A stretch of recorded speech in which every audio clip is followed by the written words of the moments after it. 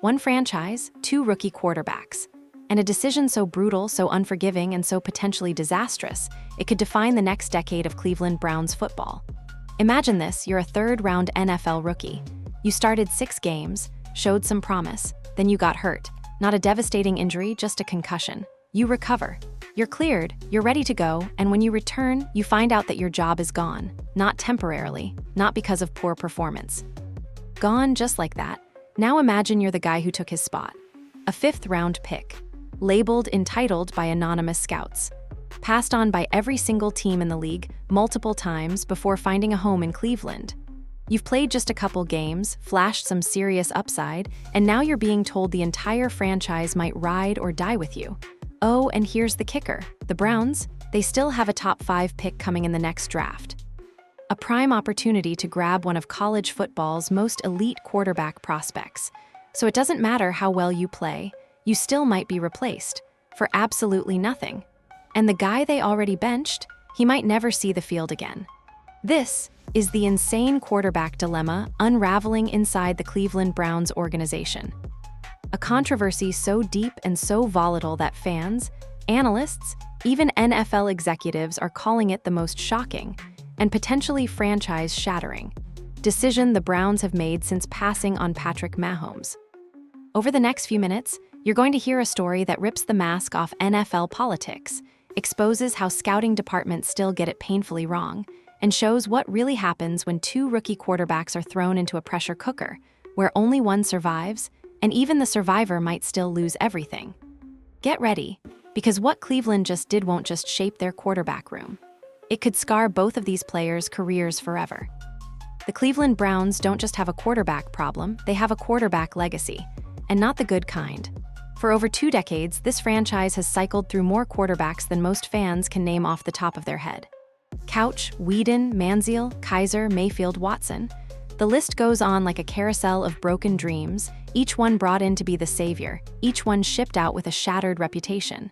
It's not just bad luck. It's systemic. It's cultural. And it's a reflection of a front office that, over and over again, has failed to do the one thing that matters most in modern football: identify and develop a real franchise quarterback. Since returning to the league in 1999, the Browns have started more than 30 quarterbacks. And with each passing year, the pressure grows heavier, the spotlight burns hotter, and the leash gets shorter. Your rookie season in Cleveland doesn't feel like an opportunity. It feels like a test you have to ace immediately or disappear. There's no time to fail forward, no grace period, no runway for mistakes. And under that kind of pressure, potential doesn't always get time to turn into reality. So when the Browns entered the 2025 draft with 2 picks in the top 100 and an urgent need for hope under center, it looked like the front office was finally ready to chart a new course, starting with signal caller stability. They had 2 clear targets. One, a decorated prospect from Oregon named Dillon Gabriel, experienced, high football IQ, record-breaking numbers in college, if physically limited. The other, Shedeur Sanders, the son of NFL Hall of Famer Deion Sanders, electric arm talent, flashy plays, massive media presence, and more questions than answers about how he'd fit into an NFL locker room. Cleveland chose Gabriel first, the safe choice, the guy scouts labeled mature, the one they believed would transition to the NFL cleanly. For a franchise that had been burned one too many times by risky quarterback profiles, it felt like a move grounded in logic. No more dramatic picks. No more headlines, just someone reliable, steady, coachable. They passed on Sanders once at pick 94, then again at pick 126. His name kept falling. The buzz around him started to mutate into something darker. Reports leaked, anonymous scouts calling him entitled, questioning his attitude, even suggesting he shrank the room during interviews. There was talk that some teams didn't want to deal with his father's celebrity or the inevitable wave of media attention. Suddenly, the questions weren't about how hard he could throw or how many touchdowns he'd produced. It was about whether he was worth the drama. And then, at pick 144, Cleveland changed their mind. They traded up, finally selecting Sanders in the 5th round. At face value, it looked like a calculated risk. But behind the scenes, front office sources claimed the Browns weren't even sure they wanted him. They just believed the value at that point was too high to pass on. Sanders didn't walk into the building with a red carpet rolled out. He wasn't the hero, he wasn't the top pick, and he wasn't the starter. He was there to develop, watch, and wait. But this story, the one unfolding now, isn't just about Gabriel and Sanders.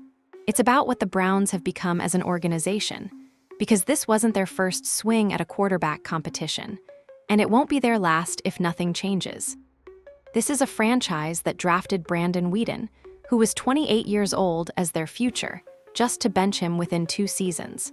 This is the team that invested their identity into Baker Mayfield, propped him up as the face of a new era, and then dumped him without a second thought when he fell out of favor. The Browns' search for a quarterback hasn't just been messy, it's been ruthless. And this latest move only confirms the pattern. See, in most NFL cities, a third-round rookie quarterback who gets hurt isn't immediately tossed aside. In most cities, a fifth-round backup with 2 good games doesn't instantly become the future. But Cleveland doesn't have patience anymore. They don't believe in steady, they believe in sparks. And right now, Shedeur Sanders is the spark. It's not even about outplaying expectations, it's about desperation. This franchise is so desperate for a star, for someone who can lift them from mediocrity and embarrassment, that they're willing to rewrite the rules of quarterback development on the fly if it means chasing hope one more time. Already, fans are lining up behind Sanders, calling him the real deal. Local reporters are pushing the narrative of redemption, the overlooked QB turned franchise savior. Social media loves it. The story writes itself. But deeper down, there's something heartbreaking about how fast Cleveland moved on from Gabriel. A young quarterback who did what he was asked, who grinded through camp, who stayed in the pocket behind a crumbling offensive line, who didn't fumble the keys, he just got hurt. 6 games in, and apparently that's all he was allowed. That's what it means to be a quarterback in Cleveland. You're not given time, you're not given trust. You're given an extremely small window and a countdown clock. And when someone else lights up the scoreboard, even just once, your time is up. Now, with the spotlight fully on this new chapter, the Browns are flirting with an even more dangerous possibility. A franchise already infamous for instability is now deciding, yet again, whether to chase the next big thing or finally commit to building around what they already have. And the craziest part, they just might do both and ruin everything in the process. April 26, 2025. NFL Draft, the day that was supposed to give the Cleveland Browns clarity at quarterback. A chance to finally fix the league's most unstable position and reset the timeline of a franchise known more for collapses than championships. But instead, it might have been the day they made a decision so flawed, so short-sighted, and so quietly destructive that the ripple effects are still playing out months later, and they could haunt this team for years. Going into the draft, everyone knew Cleveland needed a quarterback. Not just a body to fill a jersey, but a real solution, a future, an identity. After years of swing and miss experiments, overpaying Deshaun Watson, recycling journeymen, and drafting washouts, the pressure had never been greater. They couldn't afford to get this one wrong. Not again. The name most fans expected to hear? Shedeur Sanders. After all, he was the biggest name in college football not named Caleb Williams. He'd thrown for over 4,000 yards, lit up defenses despite playing behind one of the worst offensive lines in the NCAA, and carried a Colorado program into national relevance almost single-handedly. His arm talent, undeniable. His composure in the pocket, rare. And his football IQ, shaped from a lifetime under the eye of Hall of Famer Deion Sanders, was supposed to be NFL-ready. Some mock drafts had him going in the first round. Analysts debated whether teams in the top 20 would move up to get him, and if you just looked at the tape, nothing else, he belonged, but something shifted in the pre-draft process. Quietly at first, then loudly. Sanders slid, past the first round, past the second, into the third. Teams avoided him like he carried a red flag nobody wanted to explain, and nobody from the NFL gave clear answers. Behind the scenes, reports started leaking. Anonymous scouts questioning his attitude. Whispers that interviews didn't go well. One AFC executive even said Sanders makes you feel small in meetings, as if confidence and presence were now a liability. Others said he was entitled, too tied to his father's personality, and would bring a media circus that NFL front offices didn't want to navigate. And just like that, all the production, all the game tape, took a backseat to so-called character concerns. The perception became the reality. The overthink machine was in full effect. When the Browns were on the clock with pick 94 in the third round, Sanders was still somehow available. The fit felt obvious. The value was staggering. This was a franchise starving for upside and flash, and here was a quarterback who brought both. But instead of pulling the trigger, Cleveland selected Dillon Gabriel out of Oregon. Experienced, efficient, dependable, and safe. That one decision, choosing Gabriel over Sanders, may end up being remembered as the turning point of two careers. On paper, Gabriel was a solid choice. He threw 155 touchdowns in college, a record at the FBS level. He'd played 6 seasons, had a mature mental game, and understood advanced passing concepts. But physically, the limitations were there. He measured under 6 feet tall. His velocity on throws didn't pop off the tape. His deep ball placement was average. Scouts questioned whether he could actually push an NFL offense down the field against real speed. And yet, the Browns bet on what he couldn't mess up rather than what Sanders could potentially become. Maybe they wanted less drama. Maybe they believed Gabriel would be easier to mold. What's clear now is that they passed on the most naturally gifted quarterback in the class twice. At pick 126, Sanders was still available, and Cleveland did it again. They drafted a running back instead. Fans started wondering out loud if the Browns were intentionally avoiding Sanders. Had they fallen for the noise? Or was there something they knew that the rest of the world did? Then came pick 144, the 5th round. Suddenly, Cleveland made a move. They traded up. And finally, after ignoring him twice, they took Sanders. But even then, the message was, "You're our guy." It was more like, "You've fallen so far, we can't ignore you anymore." He slipped past 31 other teams, passed over nearly 150 times. And now, he was walking into one of the most dysfunctional quarterback environments in the NFL, with no guarantees, no expectations, and nothing close to a warm welcome. Still, the noise didn't stop.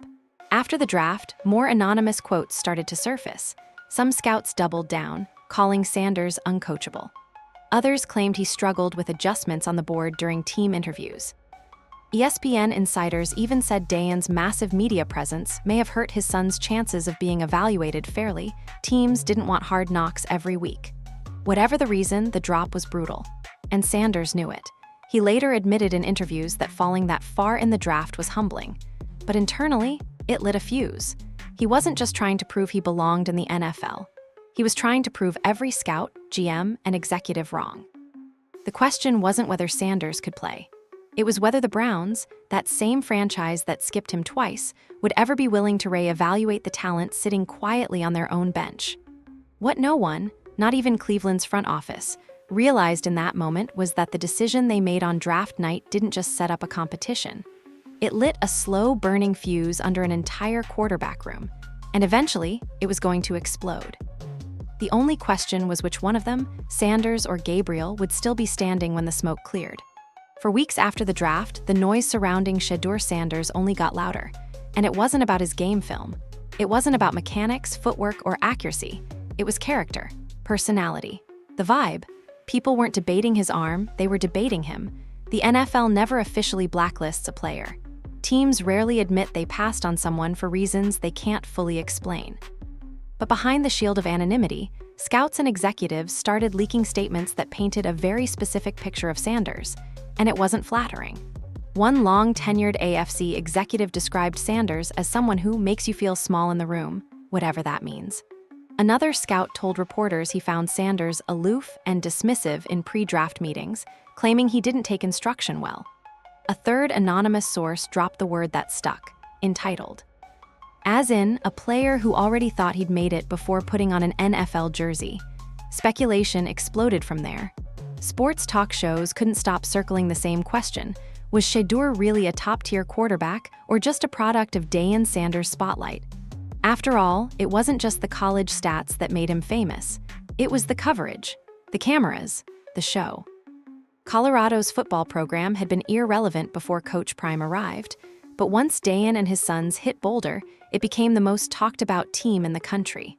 Not because they won a national title, not because they dominated, but because every move was televised, every locker room speech went viral, and every touchdown turned into a meme. That attention clearly rubbed some NFL decision-makers the wrong way. And instead of seeing Shedeur as a polished, media-savvy leader, a quarterback who'd been groomed by one of the greatest football minds of the past half-century, teams saw branding. Hype, a walking headline. There were even whispers that franchises didn't want prime-time politics in their building. That drafting Shedeur meant also drafting a flood of media storylines, game day cameras focused on the owner's box, and a weekly narrative driven by things happening off the field. And then there was the question hanging between the lines, one that no GM would say aloud, but plenty of people understood. Was Shedeur's confidence seen differently because of who he was? Because there's a long and uncomfortable history in the NFL when it comes to evaluating black quarterbacks. Leaders get labeled as loud. Confidence gets reframed as ego. Controlled media presence gets distorted into arrogance. And when a player walks into the room already carrying the aura of something bigger than football, some teams see a red flag. They weren't judging the player, they were judging the noise around the player. Problem is, they confused the hype machine for the actual human being inside it. By the time Cleveland finally took him at pick 144, most teams had made up their minds. And even in the Browns building, he wasn't treated like someone who'd just been handed the keys to anything. Internally, Gabriel was the guy. Sanders was an extra, a flyer, a just-in-case scenario, no first-team reps, no expectations, no plan to develop him with urgency. Cleveland, like most of the league, believed the narrative. Shedeur Sanders had talent, sure, but he wasn't one of us. He wasn't humble enough. He wasn't a grinder. He didn't look the part of a traditional leader. On paper, he was too much spotlight and not enough substance. Except here's the problem. That entire perception was based on speculation. Not facts, not tape, not results, just vibes and whispers from behind closed doors. And what no one had the courage to say with their chest before the draft became crystal clear after it. The NFL made a mistake. Because by month 2 of the regular season, that same entitled quarterback was outworking everyone in practice. He wasn't just taking backup snaps, he was breaking down film at hours that teammates weren't even in the building. He wasn't calling attention to himself, he was quietly learning a playbook designed for someone else, designed entirely around Gabriel's skill set. And when his moment finally came, thrown into an NFL game with no warning, no practice time, and no reps with the starters, Shedeur didn't make excuses. He didn't point the finger. He didn't jog off shaking his head. He owned it. Every bad throw, every broken protection. And then he came back the next week and lit up the scoreboard. The same people who had called him spoiled were now asking how a 5th-rounder could climb this fast. The same media that labeled him a risk were now showing replays of his throws in slow motion and debating whether his release mechanics mirrored Russell Wilson or Aaron Rodgers. The energy flipped so fast, it felt like nobody remembered how hard they tried to tear him down before he'd even taken a snap. And that's how fast narratives change in the NFL. A player goes from distraction to franchise hope in 2 games, from unwanted to untouchable. But deep down, beneath all the praise that started pouring in once Sanders began winning, there was still this haunting hypocrisy. If Gabriel never got hurt, Sanders might still be buried on the depth chart, still stuck watching from the sidelines, still dismissed as a media guy with a quarterback costume. The people praising him now, they were the ones doubting him 4 months ago. And maybe that's the part of this story that stings the most. It wasn't enough for Sanders to show potential. He had to be undeniable. He couldn't just be good. He had to be so good, so obviously talented, that even his harshest critics had no choice but to swallow their words and pretend they believed in him all along. But the most unbelievable twist. Even after proving he can lead an NFL offense under pressure, even after giving Cleveland hope in a season that looked lost, Shedeur Sanders still might not be their future. Because all those same scouts and execs, they're already watching the next crop of quarterbacks, ready to hit the reset button again. November 16th, 2025. Week 11. Browns versus Ravens. A divisional matchup that was supposed to be just another battle in a losing season. Nobody expected greatness. Nobody expected headlines. It was just Cleveland, limping through another year, starting a rookie quarterback who was doing his best under impossible conditions, up against one of the NFL's most physical defenses. Dillon Gabriel had started every game since week 1. 6 straight starts. And to be fair, the numbers weren't good. Completion percentage hovering around 59%. Yards per attempt barely above 5. The Browns' offense was dead last in the league in QBR. Not 20th, not 25th, dead last, 32 out of 32. There were flashes of promise, smart decision-making, quick reads, good command of the huddle. But the limiting traits scouts worried about, they were all visible. The small stature, the lack of velocity, the inability to hit tight windows when it mattered. Still, this wasn't just about numbers. Gabriel was steady. He knew the system. The coaches trusted him. And in a city that hadn't had stability at quarterback in decades, that meant something. Then it happened. Late in the first half, deep in Ravens territory, Gabriel took a hit that changed everything. It came from both sides, a collapsing pocket, and two defenders converging like a trapdoor. He got up, shook his head, and somehow stayed in for one more play. But anyone watching could tell something was wrong. The mechanics slipped. He looked dazed. At halftime, even he admitted the truth. He was feeling symptoms. The sideline trainers reviewed him immediately.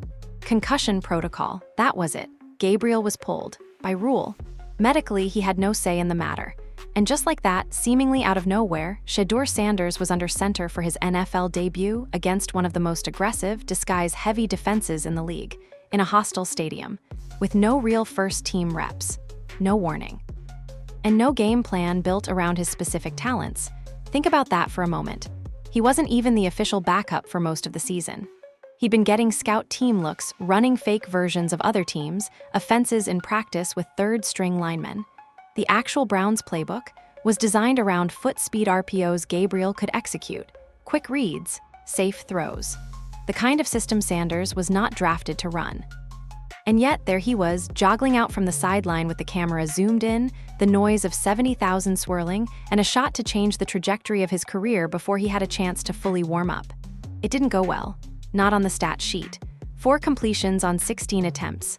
1 interception. No touchdowns. 23 points by Baltimore. Just 6 scored by Cleveland. A blowout loss on paper. And for anyone who didn't look beyond the box score, it confirmed all the pre-draft skepticism. That's why he fell. That's why teams passed. That's what entitled looks like in the NFL. But inside the Browns film room, Kevin Stefanski saw something else entirely. Sanders' mechanics were raw, yes. His timing was off, understandable. He was playing in an unfamiliar system, under duress, with no rhythm and barely any chemistry. But the flashes, they were there. The footwork under pressure. The confidence to push the ball downfield, the kind of throws Gabriel physically couldn't attempt. The 66-yard touchdown the next week against Las Vegas wasn't an accident. It proved something deeper. Shedeur could read, adjust, and strike, even on a team without an identity. And that's when the unthinkable started to happen. Gabriel missed Week 12 due to concussion protocol, and Sanders started in his place. Just days removed from a rough debut, he beat the Raiders 24-10. That made him the first rookie quarterback in over 30 years to win his first start for the Browns. No one was expecting that. Not the front office, not the media, probably not even Stefanski. For a franchise historically allergic to quarterback success, it felt like a revelation. By the time Gabriel was cleared to play ahead of Week 13, the decision should have been automatic. Simple, even. It's one of the game's oldest unspoken rules. You don't lose your job because of injury. If you're the starter and you go down, you get another shot once you're healthy. Coaches, players, and agents all understand that. It's about fairness. It's about trust. But not this time. The week Gabriel was cleared, Stefanski didn't hesitate. He announced publicly that Shedeur Sanders would remain the starting quarterback. No soft explanation, no hint of rotation, no quarterback battle. Just a firm, flat decision. The 5th-round rookie who had 1 NFL win under his belt was now the face of the team, and the 3rd-round pick they'd invested months of development into would return to the bench. At first, the NFL world was shocked. Then the takes started flying. Sports show panels lit up with arguments. Was it fair? Was it smart?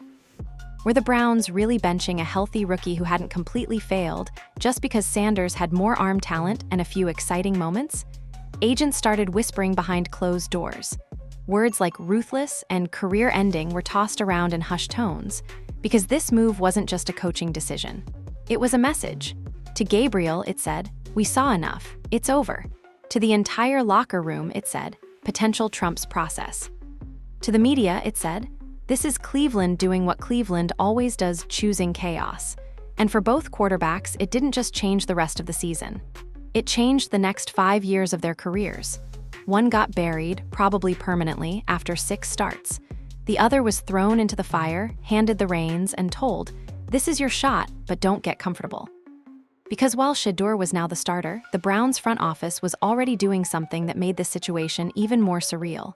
They were scouting new quarterbacks. 2 first-round picks, one projected in the top 5, and their eyes were already drifting toward Alabama's Jalen Milroe, Texas's Quinn Ewers, Names on paper, hype in motion, which meant even if Sanders killed it for the rest of the season, his job still wasn't guaranteed. December 8th, 2025. Cleveland versus Tennessee. A matchup that on paper didn't matter much to the rest of the NFL. Two teams on the brink, seasons already spiraling, fading into irrelevance on the league calendar. But for one player, it wasn't just another game. For Shedeur Sanders, this was the night his entire NFL future would either open wide or slam shut for good.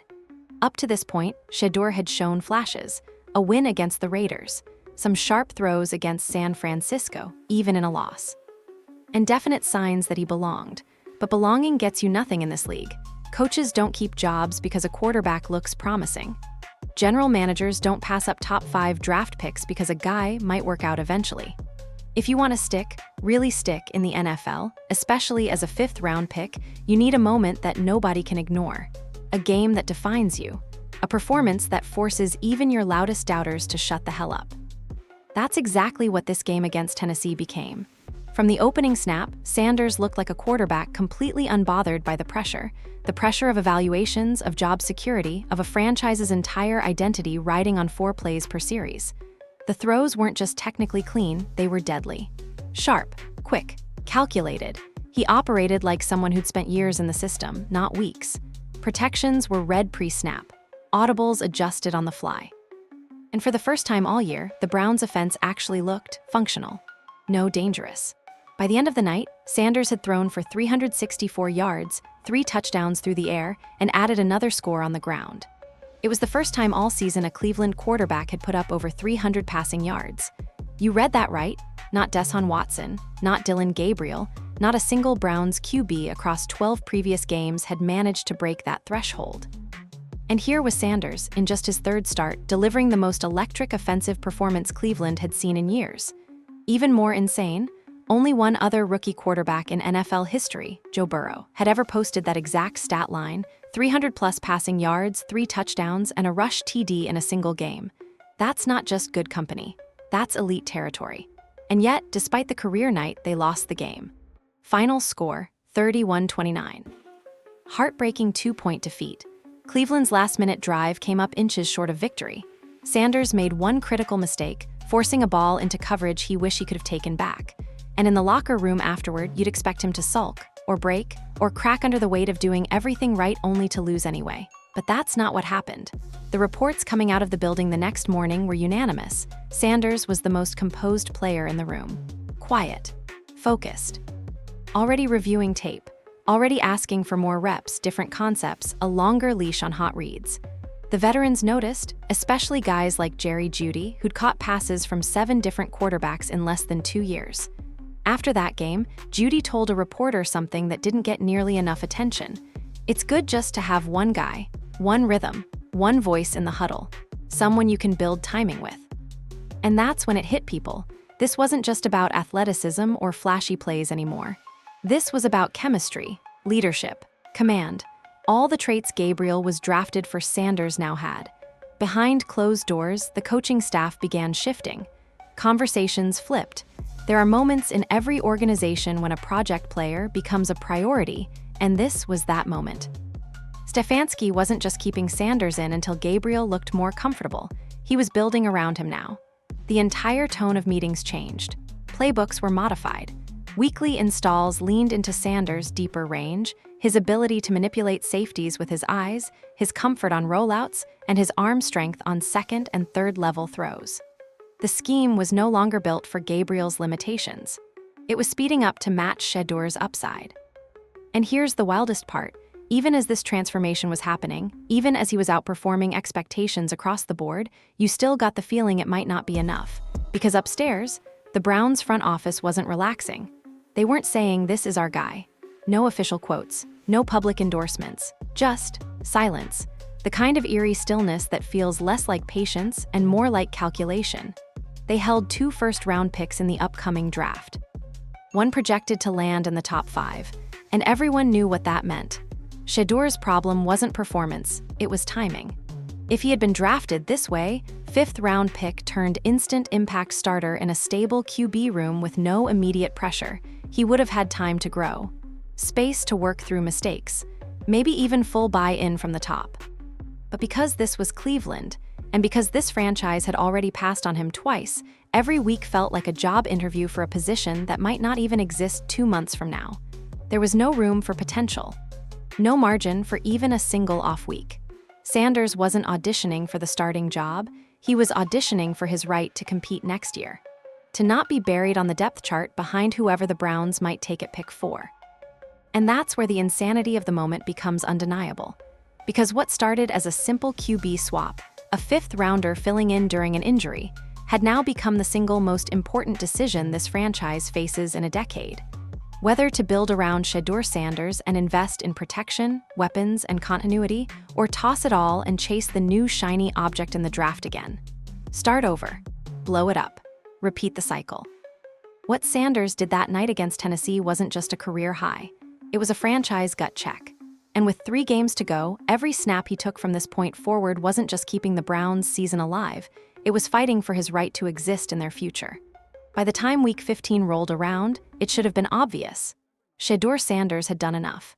Maybe not to be crowned the franchise savior just yet, but at a minimum, he'd earned the right to keep fighting for the job. He'd flashed the arm strength. He'd taken command of the offense. The locker room was buying in. And the city, finally, after years of quarterback purgatory, seemed to have something real to believe in. But inside the organization, things weren't that simple. Because while Sanders was proving himself on Sundays, the Browns' front office had already turned its eyes to April, to the 2026 NFL Draft, to what they considered their next critical pivot point. It didn't matter how well Shedeur was playing. The executives upstairs saw numbers on paper. They saw 2 first-round picks, one of them projected at 4 overall.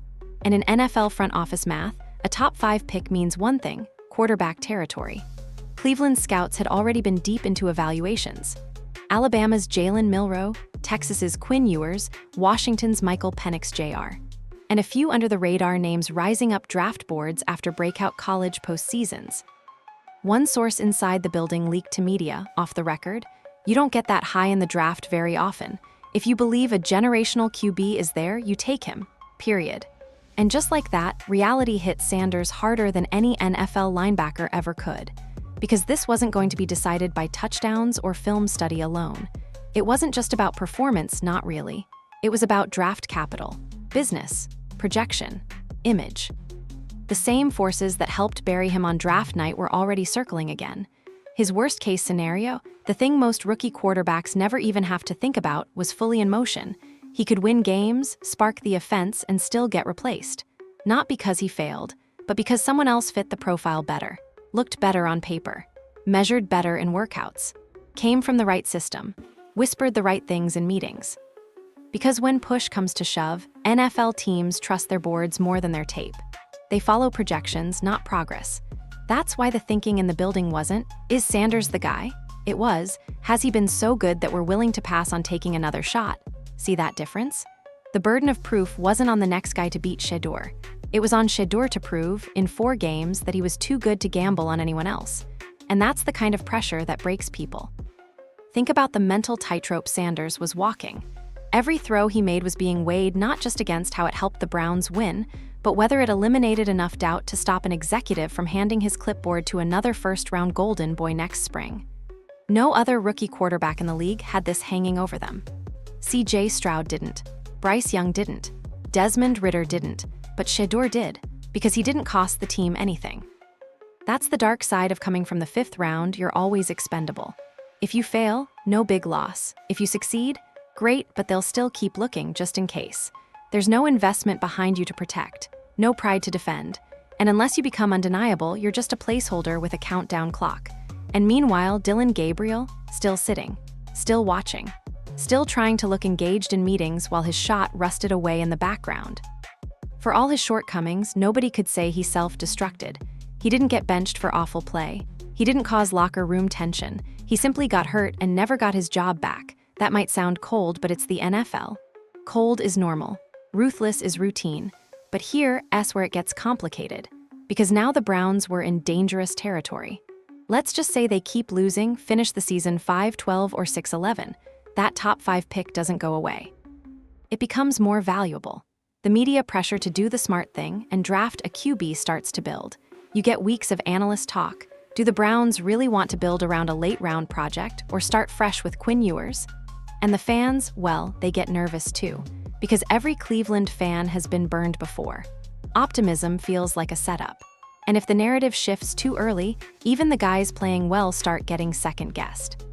So imagine being Shedeur Sanders, walking into the training facility each Monday, wondering if that week's breakout performance actually helped your case or just kept you from being replaced a little longer. That's the twisted part. Every positive play became a double-edged sword. A 40-yard touchdown? Nice, but if it's on a broken play, executives might call it unsustainable. Smart decision-making against soft coverage? Cool, but does he have the upside to carry a franchise? Almost nobody was allowed to get better in real time, but somehow Sanders was expected to become elite in just 6 appearances or be replaced with someone unproven based solely on what draft scouts hoped he might be. And yet, despite all of this noise, whispers, and doubt, Sanders never blinked. He stayed in the pocket, took the hits, delivered the plays. And week by week, the response from teammates, coaches, and fans began to shift from polite encouragement to something more real belief. Belief that maybe the Browns didn't need to hit the reset button again. Belief that just maybe they already had their guy. They just didn't know it yet. The national media loves stats until the stats get messy, and then they love narratives even more. By week 15, talk shows and Twitter feeds had turned into a highlight reel of half-informed takes about Shedeur Sanders. Sure, he had a few flashes. That arm, impressive. The pocket movement, better than expected. But a 52% completion rate? Come on, they said. You can't build a franchise around that. You can't win in the NFL with a guy who can't make layups. They were hammering box scores and ignoring everything else. Because if you pop on the actual tape, if you actually sit down and watch what Sanders is doing inside this offense, what you'll see isn't disappointment. What you'll see is survival. And not just survival. Competence. Clarity. Calm inside chaos. That's the part the numbers won't tell you. Because what the Browns are asking this rookie quarterback to do borders on impossible. Start with protection. Shedeur Sanders is under pressure on nearly half of his dropbacks. Half. According to league-wide tracking data, only one other quarterback in the NFL sees more pressure per snap than Sanders, Justin Herbert. And that's with Sanders playing behind an offensive line that ranks 30th in run blocking and 28th in pass protection. That means nothing is working. Not the ground game, not the short passing game, not even the basic screen mechanics that offer rookie quarterbacks easy completions. So when those analysts ask, why can't he sustain drives? The better question is, how is he still standing? He's being sacked. He's being hit. And more dangerous than either, he's being moved off his spot before he ever finishes his drop. And yet, when he does have time, just a little bit, he delivers. His downfield passing metrics in clean pockets, above league average. His average depth of target, higher than any Browns quarterback in the last 5 years. In short, when the system doesn't collapse, his tools show up immediately. But it's not just about pressure. It's about weapons, too. The Browns' wide receiver room is a rotating door of rookies, middling production, and bad route spacing. Amari Cooper, banged up. Elijah Moore, inconsistent. Jerry Jeudy. Starting to build chemistry, but still learning the offense midseason. Shedeur's working with broken timing, misaligned reads, and receivers who fail to separate. And yet, he's finding windows. Lasering slant routes into traffic. Hitting crossers behind linebackers who aren't supposed to be there in the first place. That's not luck. That's diagnosis. Now toss in game script. This isn't a quarterback taking the field with a 10-point lead and a defense carrying him to 3 and outs. This is a quarterback constantly playing from behind, chasing points, being told, if you don't score now, we lose. And that kind of situation forces young QBs into high-risk throws, double safety coverages, vertical seam shots, red zone windows the size of iPhones. And yes, that leads to mistakes. The interception percentage? It's not spotless. But you can't measure risk without mentioning the context of desperation. The Browns haven't played a clean, stress-free second half since October. And Shedeur, he's played every snap like it's a playoff audition, because frankly, it is. Even the playbook wasn't built for him. It started with Gabriel in mind, lower risk, quick reads, sideways movement, RPO-heavy sequences that keep the ball short and manageable. But Shedeur's skill set wants space. Deep ins, vertical shots, outside fades, seam stretching, that's what he thrives on. And only in the last 3 weeks, after he forced the coaches to change things, did the play calling start to shift in his favor. Let's not forget one more crucial layer, rookie install time. Gabriel got the off-season program, the QB1 reps, the preseason dress rehearsals. Shedeur didn't. He was feeding off scout team scraps through September. So if his reads seem one beat behind, if his timing isn't refined yet, yeah, no kidding. He's been learning this offense on Sundays, not in minicamp. Meanwhile, how many rookie quarterbacks get inserted midseason into a bad team with no reps, no support system, limited protection, half-speed weapons, and still keep their offense competitive? How many guys survive that pressure rate, that underachieving O-line, and still throw for 360 yards and a record-setting performance in Week 14? Because here's the real story. Shedeur isn't underperforming. The Browns are overfailing around him. And he's dragging this broken structure further than anyone expected, purely through skill, poise, and stubborn resilience. But no one talks about that. It's easier to look at a 5-8 record and say, same old Browns. Easier to see low completion numbers and say, told you so. But that's lazy. That's draft night logic recycled in December, ignoring every shred of growth he's shown since taking the first live snap against an angry Ravens defense with zero preparation. The truth. Sanders is playing at an NFL caliber level under non-NFL caliber conditions. And if this were a former first-round pick doing what he's doing, taking hits, pulling out wins, rewriting the offense, he'd be toasted as a hero. Instead, Shedeur's playing under the pressure of being expendable. Still, even now. And yet somehow he just keeps coming back tougher, sharper, smarter every single week with no headline support, no rescue narrative, no safety net. Just a damn football and the weight of a franchise on his back.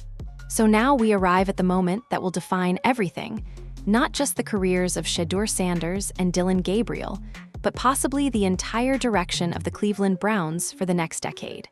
Right now, both quarterbacks are stuck in opposite corners of the same nightmare. Gabriel, once seen as the safer bet, the mature option, the carefully researched decision, now sits on the bench, fully healthy, wondering how his entire NFL shot vanished in 6 games. He didn't implode. He didn't embarrass the franchise. He just got hit at the wrong time. And now, there's no comeback story, just silence, just meetings and clipboard duty. No one's talking about him, not teammates, not coaches, not agents, not the media. He's already fading out of the picture before the paint was even dry. And Shedeur, he's somehow in a worse position because he's out there playing. He's winning over teammates. He's stringing together real performances. He's powering through broken offensive lines, media shade, and whispers from executives who were already writing him off before the ink dried on his contract. And yet, he's still a test, a trial, a placeholder with an expiration date that might already be set. Cleveland is sitting on 2 first-round picks. One of them is in quarterback territory, and the pressure to use it is building every week.